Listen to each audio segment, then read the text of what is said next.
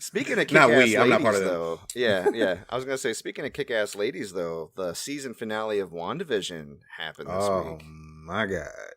Like, I don't want to Ooh. go with a fine-tooth comb over every single beat of the episode. We can talk about it in broad strokes. We're still going to do spoilers, so check in the description if you don't want to be spoiled for episode 9 or the season as a whole, to be honest. But overall, what did you think about the last episode? I thought it was great. Like, it didn't do too much. Mm-hmm. It did just enough. It wrapped it up very nicely for Wanda and also gave us a little tease of what's to come in Doctor Strange and the Multiverse of Madness. Yeah. And yeah, like it was dope.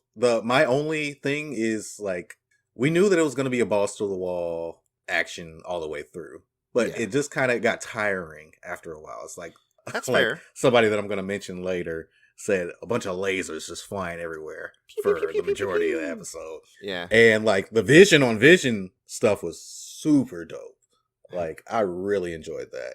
And then Double Vision. Right. And then to a lesser extent, the Agatha versus Wanda stuff didn't really get interesting until like the end of the fight. Yeah, when she was putting up those runes. Yeah, that was dope. I was like, she put up the runes. She put up those runes. Yeah, it was badass. That she just learned about 2 seconds ago, but you know, she's whatever, a quick learner. Yeah. But yeah, it was great, man. I loved it. I have no real complaints. A lot of stuff I was hoping would happen didn't happen, but it actually made for, I think, like you said, a better close to the show. So Vision didn't get to stick around. He did fight the other Vision, but they didn't merge. But what I liked was, because you're right, the fights, because you had Agatha versus Scarlet Witch, you had Rambo being held down by Ralph Boner, right? AKA Evan Peters, AKA Quicksilver. Which is like, it just shows that Marvel is not above using our want for Quicksilver or any character in a show. Yeah. For a dick joke. Yeah. We're just like, here's a dick joke.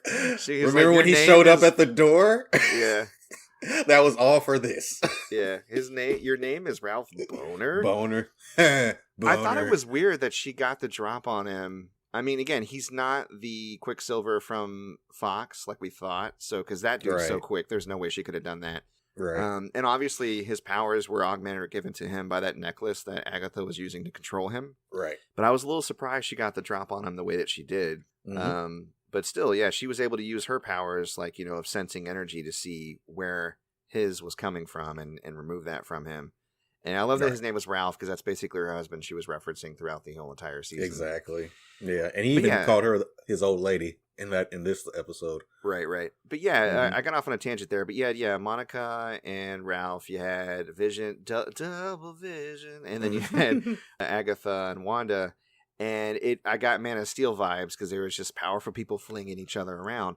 But what I really liked, I thought it was so clever about the end of the Vision fight, was Vision was able to stop. And they went over that Theseus word problem, or that thought experiment. You know, like, if you replace every plank of the ship, is it still the original ship? And I was like, that's dope. I feel like we're going to be talking to AD and GP later on the day, and I feel like AD as a school teacher probably really was into that, I bet. Right, so, yeah. But he was able to basically calm Bad Vision down enough to implant memories in his head and implant some doubt, and then he just fucks off. Like, I gotta go. Right. Bye. Bye. Exit stage left. But when Evil Vision first got in contact with Wanda and like held her face and started to crush her skull, I was like, no! I was like, it was kind of funny looking, because he was like squeezing her cheeks in. Yeah, so her mouth was like when your kid walks up on you and they just put their hands on your cheeks. Yeah, like, you're like, your mouth. But no, it got less funny once I started to hear like bones start to crack. I was like, please stop. Yeah. Oh, Jesus. Oh, geez. And what I really liked about it was Agatha's whole thing is that she absorbs witches' powers. So she's wanting to absorb Wanda's powers, and Wanda figures out, you know, that she's already in that hex. And then so she starts finding her in the air. And they made a big point to show Agatha kind of being incredulous at the fact that Wanda was missing like every other shot and hitting the side of the hex. She's like, you suck. But what she was doing is she was literally placing runes all around the hex, just like in Agatha's basement, to prevent Agatha from using her powers. So when it looked like she lost and she was pretty much absorbed, Agatha tries to give her a killing blow and then can't do it. And I was like, that's cool. Yeah, I thought for sure they were going to go the route of, oh, the Chaos Magic is going to be too much for Agatha to handle, and she's going to implode. Yeah. But nope, they went a different way. They said, psych, motherfucker. Yeah, no, just more that Wanda has a lot bigger tap than she let on. She had a lot more power to give. So the moment, where Agatha like released everybody from mind control and they were coming after Wanda, that was really cool. And I thought it was a really interesting allegory for grief, because grief doesn't just affect you, especially when it gets toxic. It can hurt everyone around you, depending on the type of behavior that you exhibit. And to see that played out, quite literally, was interesting.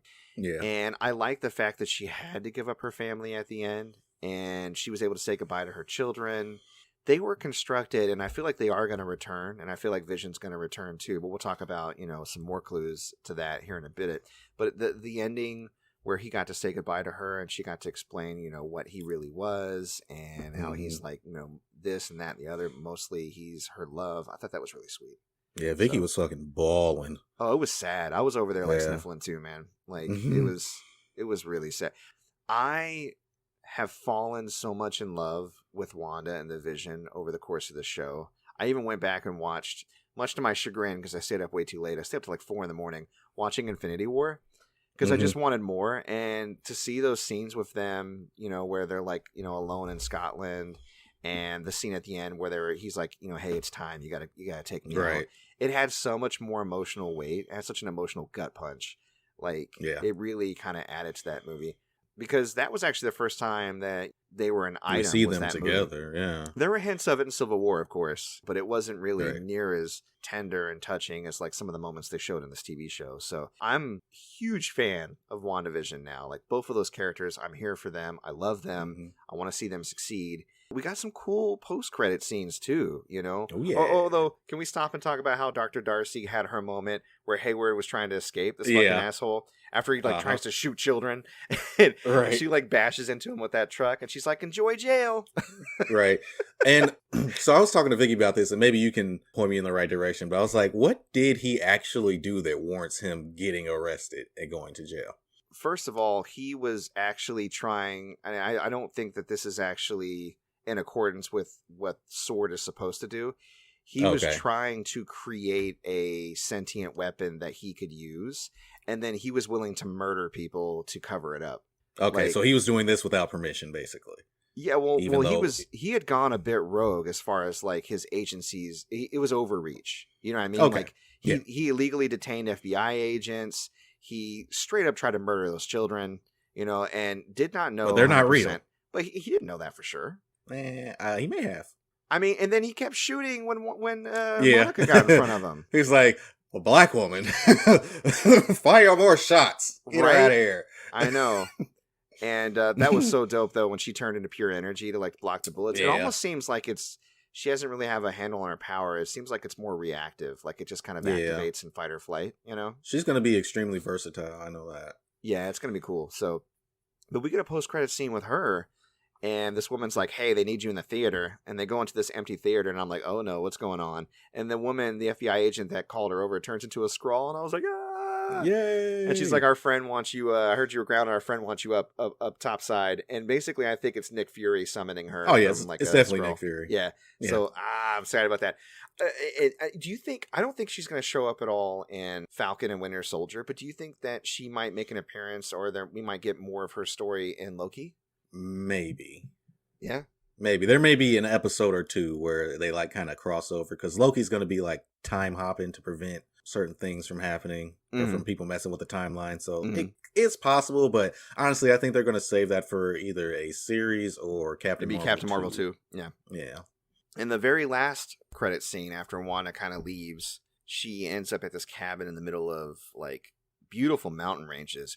Somebody I saw online had speculated it might be Sokovia, what was left, that big lake could be where the city dropped. I don't know if that's actually true, but she's in some kind of Scandinavian looking place. It's very beautiful. She's by herself. She's making tea. And then it shoots to further back in her house. And you see that she's actually astral projecting, and the real her is doing some Doctor Strange shit. She's reading the Darkhold, which is not great. Yeah. Which I fucking called it. I was as soon as I saw that book, the first time we saw it, I was like, that's a Darkhold. That's a Darkhold. Yeah, like that Leonardo DiCaprio meme. He's pointing at the TV. like that's a Darkhold. They know what that is. But no, and I know that's not good. Yeah, and I know that from watching Agents of Shield, and it's apparent that this is a completely different Darkhold, and that they're basically writing Agents of Shield out of the. Well, we all knew Agents of Shield wasn't canon. You know, that's been well. I mean, it kind of was, and it kind of wasn't. Like they would always reference events in of the movies, multiverse. But the movies would never. I feel like the Netflix shows and Agents of Shield are, and maybe any other Marvel properties that aren't in the MCU. So like Venom or the old Spider-Mans. That's all multiverse now. Yeah. So makes sense. they're canon in the aspect that anything's possible in the multiverse, but I don't think they're MCU canon. If that makes sense. Right. But yeah, no, she's reading that Darkhold, baby. Woo. For those who don't know, the Darkhold is there's an eldritch elder god, kind of like Cthulhu. His name is Cthon, and when he was defeated, he poured all of his evil and all of his malice and hate into this book. This book is like the One Ring of the Marvel Cinematic Universe. It corrupts. It is bad. So the fact that she's like just all up in that book, so deep, girl. Reading into it, you know what I mean? And then she hears her son's voice like, Mom, and then closes the book, and that's the end of the scene. I'm like, oh my God, what's going to happen? So I'm hoping it doesn't corrupt her, but I'm thinking that there may be a bit of, I was going to say, there may be a bit of Scarlet Witch versus Doctor Strange in that movie. We'll see. Which we already got confirmation that she's stronger than the Sorcerer Supreme. So yeah, Agatha kind of confirmed he's going to have some problems. Yeah. She's definitely kind of upped in power now that she's starting to grasp her whole Scarlet Witch roots, and she's starting to research like how to do these spells. Oh my God. You know, she's not just she's not jazzing it, so to speak. Yeah. And what I love most about the show is that it didn't do the absolute most as far as reveals and there's a big bad behind it all. And they could have done that, and it would have been popular and fun. But they did a lot of subversion and tricks and misleading, and again, they were able to, like you said, when not doing the most, they were able to add more weight to the decisions made and give more of an emotional punch. You know what I mean? Like. Yeah, tell a more human story. Yeah, exactly. So I loved it. I loved it from start to finish. Yeah. I was a little, like I said, the episode was a little sad and depressing at the end, but there's hope for, you know, how it could turn out later on. And now I'm like hooked. I'm like, oh my God, give me more, please. Yeah, and the beautiful thing is WandaVision can never be tainted by a bad second season because that's it. That's WandaVision. Yeah, that's it. Yeah. So I love it. I can't wait for Falcon and the Winter Soldier now. I already couldn't wait, but I think it's going to be dope. We get Baron Zemo with a full-on purple mask and everything. It's going to be cool. I can't wait.